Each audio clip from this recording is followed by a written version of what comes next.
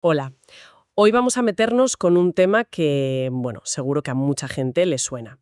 Esas maneras de comunicarnos que a veces, sin querer, acaban siendo bastante tóxicas, ¿no? Para nuestras relaciones. Efectivamente.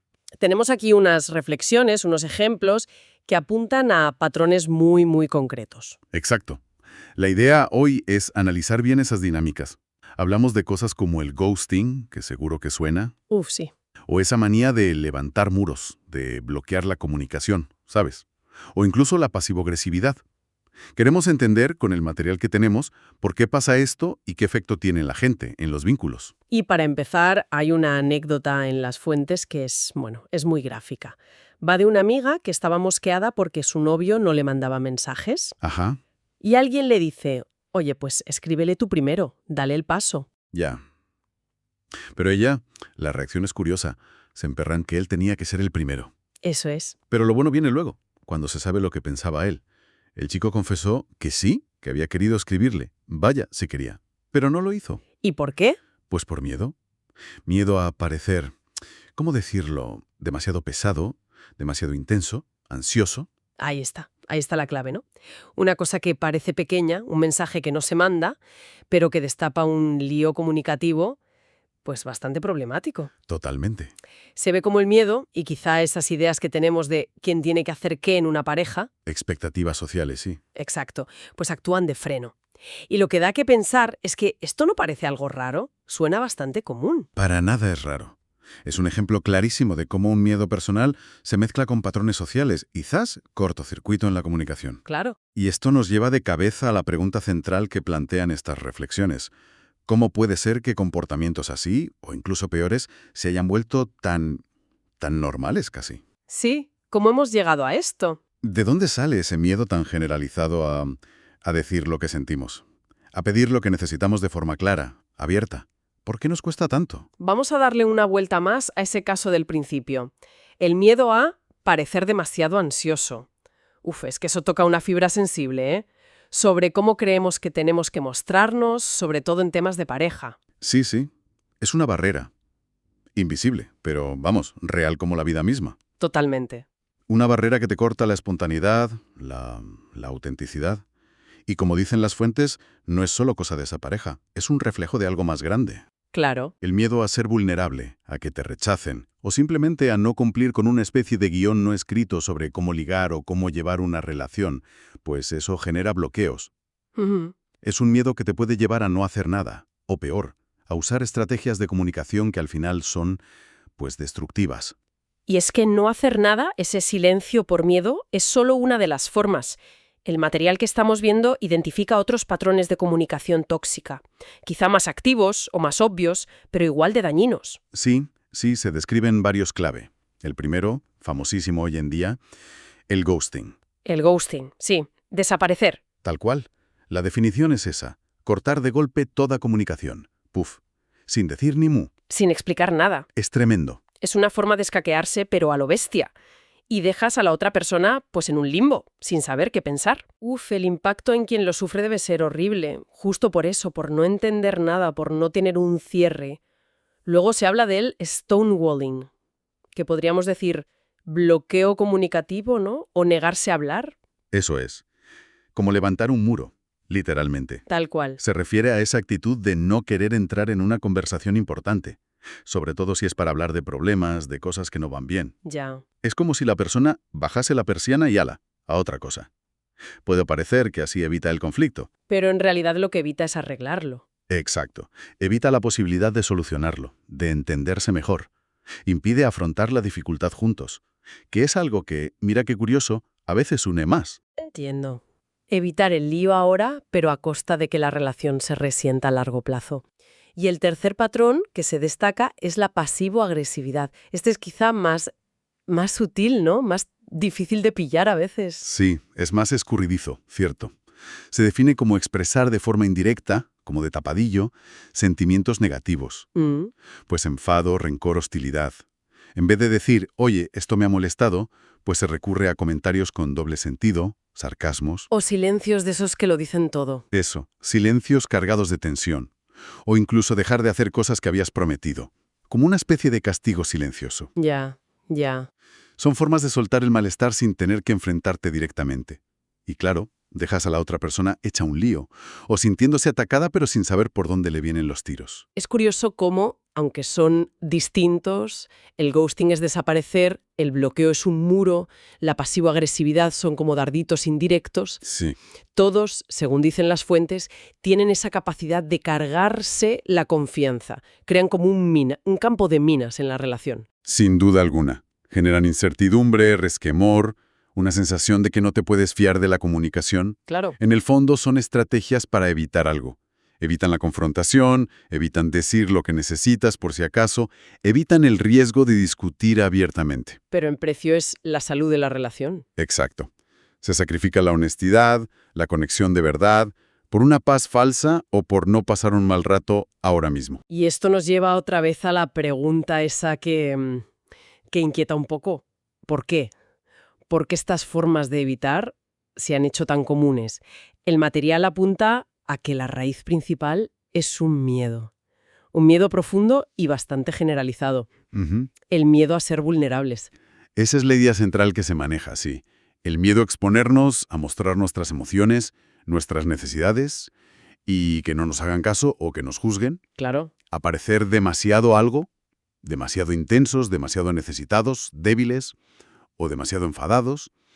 Ese miedo podría ser lo que nos empuja a usar estas tácticas indirectas o directamente a huir. la inseguridad personal entonces jugaría un papel clave. Hombre, claro, la baja autoestima. Si no confías en ti, en tu derecho a sentir y a necesitar cosas, pues es más difícil que te atrevas a decirlo abiertamente, ¿no? Pero es solo cosa de inseguridad personal. Yo me pregunto cuánto influye también el ambiente, las presiones sociales, incluso todo el rollo digital en el que vivimos. A veces parece que lo que mola es ir de pasota, de indiferente. Es una conexión muy buena esa.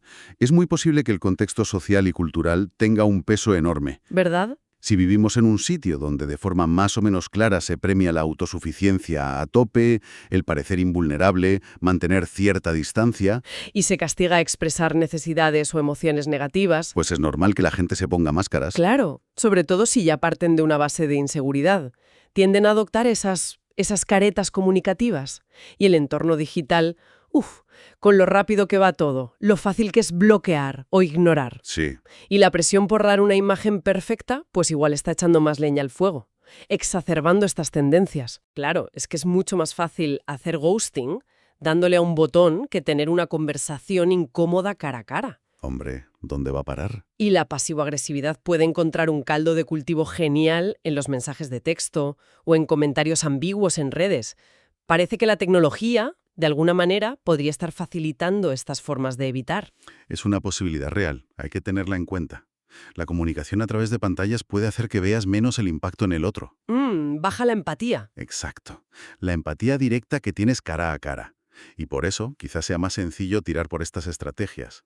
No digo que la culpa sea de la tecnología, ¿eh? No, claro. Pero sí que puede actuar como un facilitador o un altavoz de tendencias que ya estaban ahí, ligadas a ese miedo básico a conectar de verdad, a ser vulnerables. Entonces, ante este panorama de miedos, presiones, patrones que fastidian las relaciones, ¿qué camino proponen estas reflexiones? ¿Hay alguna alternativa que sí funcione? Sí, la hay. La perspectiva que se ofrece es como una llamada a intentar comunicarnos de forma más libre, más auténtica. ¿Vale? Se insiste mucho en la importancia de no dejar que el miedo o la inseguridad o lo que se supone que hay que hacer nos diga cómo relacionarnos. La idea es buscar la forma de decir lo que de verdad sentimos y necesitamos, superar esa barrera del miedo a exponernos. Suena muy bien, comunicación libre y auténtica. Pero si el miedo es tan importante, como decíamos, no es pedir mucho.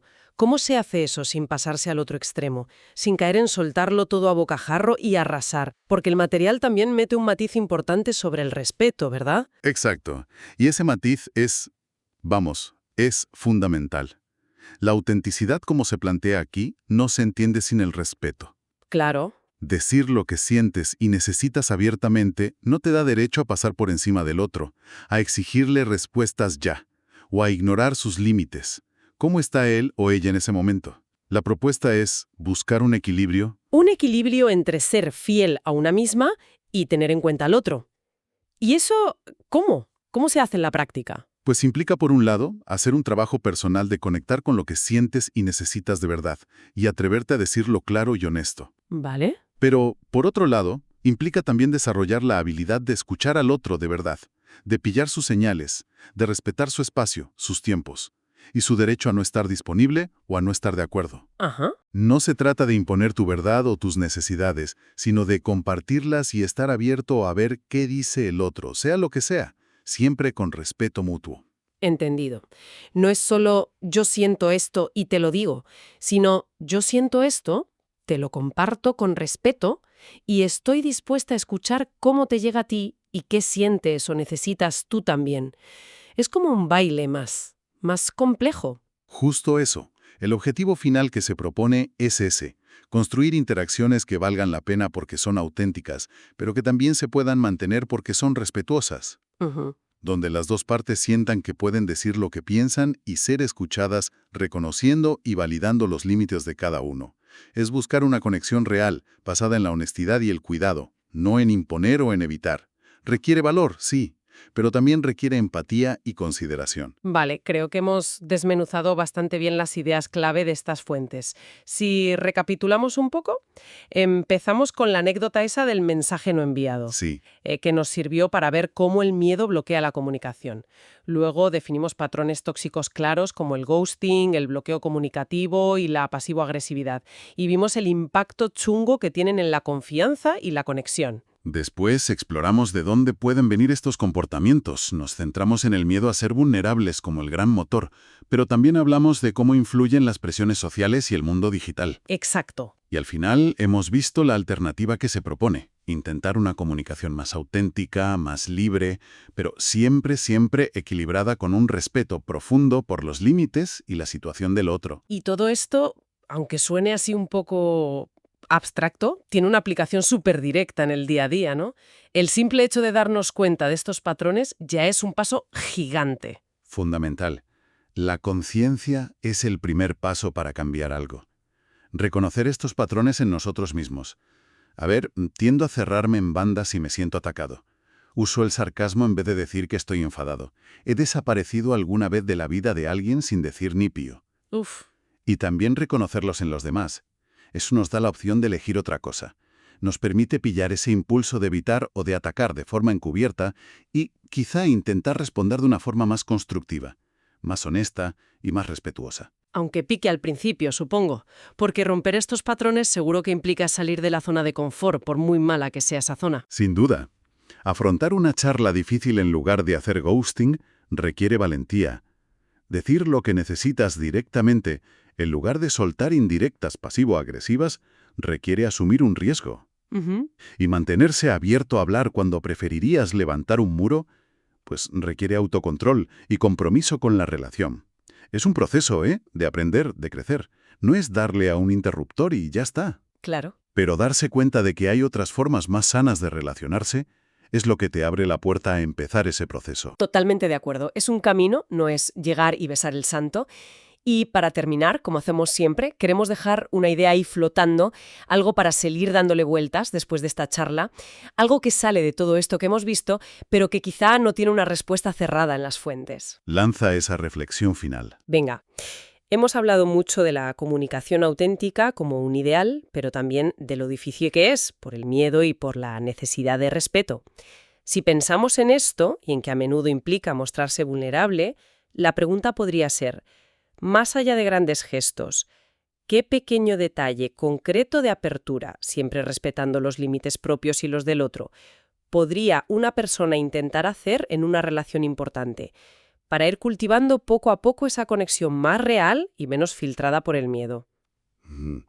Interesante. Y por otro lado, volviendo a lo digital que mencionamos antes, ¿hasta qué punto la forma misma en que funcionan nuestras plataformas de comunicación, la rapidez, lo fácil que es bloquear, hablar sin coincidir en el tiempo, podría estar no solo facilitando, sino quizá incluso cambiando sutilmente nuestra manera de entender la paciencia, el compromiso y cómo arreglar los problemas en las relaciones? Son preguntas abiertas, para seguir pensando.